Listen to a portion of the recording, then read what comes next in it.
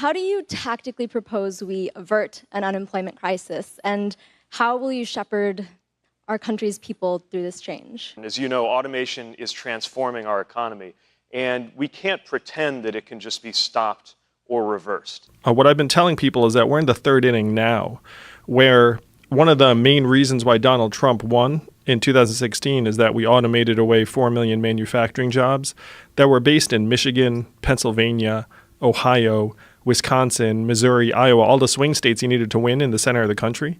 That's why we might even need to look at guaranteed income for working people. By introducing a universal basic income, you're really talking about transforming society and transforming the way culture views value.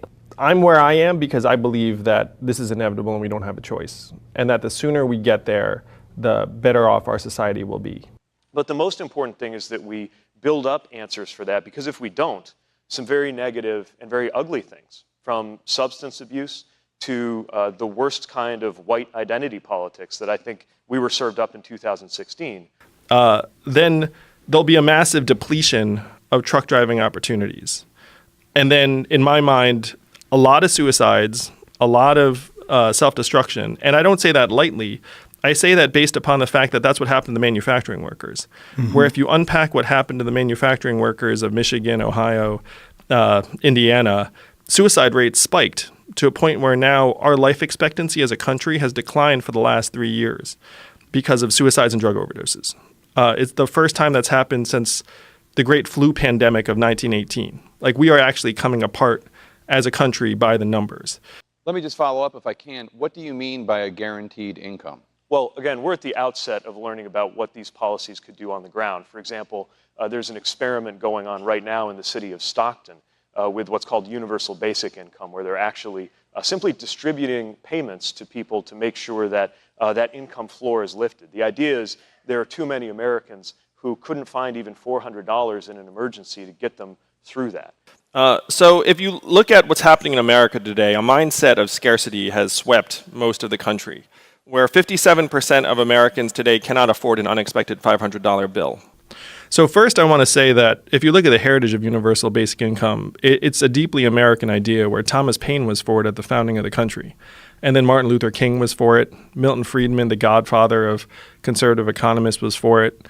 And one state has had it in effect for 37 years, where everyone in that state gets between $1,000 and $2,000 a year, no questions asked. That's Alaska? Yeah, it's Alaska, and they fund it with oil money. Mm-hmm. And what I'm going around telling people is that technology is the oil of the 21st century.